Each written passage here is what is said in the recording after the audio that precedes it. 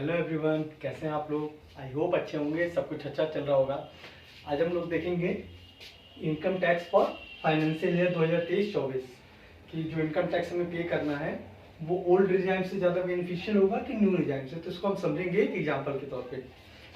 मान लिया कि आपकी जो ग्रॉस सैलरी है वो इतनी है, सपोज एग्जाम्पल के तौर पे। तो हम देखते हैं कि अगर ओल्ड रिजाइम से जाएंगे और न्यू रिजाइम से जाएंगे तो क्या क्या एडवांटेजेस हैं और डिसएडवांटेजेस। अब देखिए, पहले ओल्ड रिजाइम की बात कर लेते हैं। ग्रॉस सैलरी आपकी इतनी हो गई। अब इसमें ओल्ड रिजाइम में एक स्टैंडर्ड डिडक्शन 50,000 का मिलेगा, वो दोनों में ही मिलेगा। और जो ओल्ड रिजाइम में आप सेविंग कर सकते हैं, CPF, PFF एक्सेट्रा जितना भी सेविंग कर सकते हैं 80C में, वो 1.5 लाख है। और आप चाहें तो और भी सेविंग कर सकते हैं 80 सेक्शन में, जैसे चैरिटी में कर सकते हैं, और भी होते हैं, लेकिन 80C में आप 1.5 लाख ही कर सकते हैं मैक्सिमम। तो आपका जो टोटल टैक्सेबल इनकम हो गया वो आपका ग्रॉस सैलरी और इन दोनों का सम करके इसको माइनस कर देंगे तो 2 लाख कम होगा, तो आपका टैक्सेबल इनकम होगा 6,38,053। अब देखिए, ओल्ड रिजाइम में क्या है कि अगर 5 लाख के अंदर ये इनकम होता तो कोई टैक्स देना ही नहीं पड़ता, लेकिन जैसे ही 5 लाख पहुंचा तो टैक्स देना चालू हो जाएगा। तो ये 5 लाख से अधिक है तो टैक्स देना चालू हो जाएगा। तो पहले शुरू के 0 से लेकर 2.5 लाख के बीच में कोई टैक्स नहीं, फिर 2.5 लाख से 20 से लेकर 5 लाख के बीच में 5% टैक्स रहेगा। तो 2.5 लाख से 5 लाख के बीच में 5% टैक्स, और 5% किसका, तो 2.5 लाख से 5 लाख के बीच के अमाउंट का, यानी 2.5 लाख का। तो 5% 2.5 लाख का हो गया 12,500। अब 5 लाख का टैक्स तो 12,500 हो गया। अब अगला स्लैब जो इसमें आता है वो 5 से 10 लाख पे जो परसेंट टैक्स होता है वो 20% होता है।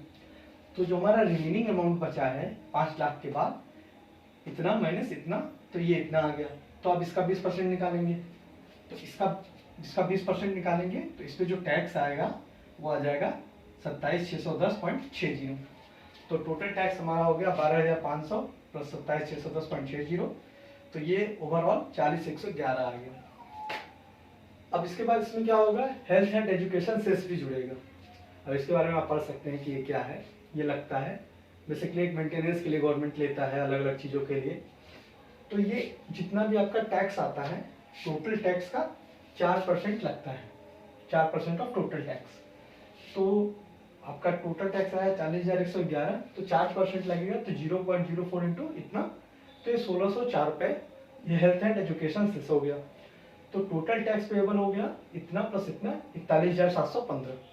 तो ओल्ड रिजाइम से अगर आप जाते हैं जहां पे आपने 1.5 लाख की सेविंग भी की है तो वो भी आपको टैक्स कितना देना पड़ेगा, 41,715। अब न्यू रिजाइम की बात करते हैं कि न्यू रिजाइम में ग्रॉस सैलरी अगर सेम है, स्टैंडर्ड डिडक्शन 50,000 इसमें भी है, सेविंग इसमें सेविंग से कोई मतलब नहीं, सेविंग करिए या मत करिए, इसमें कोई मतलब नहीं।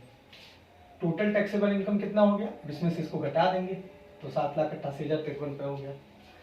अब 7.5 लाख के अंदर जो टैक्स है, अगर ये अमाउंट 7.5 लाख के अंदर आता तो इस पर कोई टैक्स नहीं लगता, टैक्स 0। लेकिन 7.5 लाख से ज़्यादा हो गया, तो जब भी हमारा टैक्स इस अमाउंट से या इस अमाउंट से ज़्यादा होगा तो जो जो टैक्स स्लैब है उस अमाउंट का टैक्स उस पर लगेगा। जैसे पहला इसमें है न्यू रिजिम में 0 से 3 लाख पे कोई टैक्स नहीं, तो 0 हो गया। 3 से 6 लाख पे 5%, तो 3 से 6 लाख में यानी 3 लाख, तो 5% 3 लाख का हो गया 15,000। फिर अब देखिए, तो 6 लाख तक का जो टैक्स हो गया वो 15,000 हो गया। अब नेक्स्ट इसमें स्लैब है 6 से 9 लाख, और ये जो है 6 से 9 के बीच का ही है। तो हम देख लेते हैं कितना अमाउंट बचा है। तो 6 लाख तक का तो 15,000 हो गया। अब जो अमाउंट बचा है 7,88,053 माइनस 6 लाख यानी 1,88,053। तो जब इस पर टैक्स जो होता है 6 से 9 लाख के बीच में 10% है, तो इसका हम जब 10% निकालेंगे तो ये हो जाएगा 18,805.30।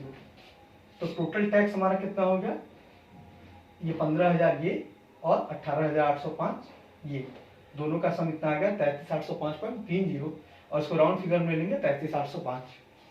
अब इसी तरह यहाँ पे भी हेल्थ एंड एजुकेशन सेस जो है वो कितना हो जाएगा, 4% ऑफ टोटल टैक्स। तो टोटल टैक्स हमारा कितना है 0.04, और ये 33,805, तो ये 1,352 रुपये इसमें हेल्थ एंड एजुकेशन सेस आएगा। तो टोटल टैक्स जो पेएबल हो गया वो हमारा हो गया ये वैल्यू, यानी कि जो टोटल टैक्स था प्लस एजुकेशन से, इसमें 35,157 आया। अब अगर इनका डिफरेंस हम लें, यहाँ पे अगर हम डिफरेंस निकालें तो हमारा आ रहा था 41,715 माइनस 35,157। तो देखिए डिफरेंस कितना आ रहा है, 15 में 7 जाएगा 8, 10 में 5 जाएगा 5, 15 में 7 जाएगा 8, 10 में 5 जाएगा 5, 15 में 7 जाएगा 8, 10 में 5 जाएगा 5, और ये 6 में से 1 जाएगा 4, और 11 में 5 जाएगा 6।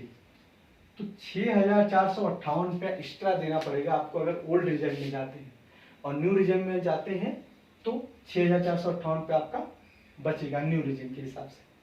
तो ये डिफरेंस है, ठीक है।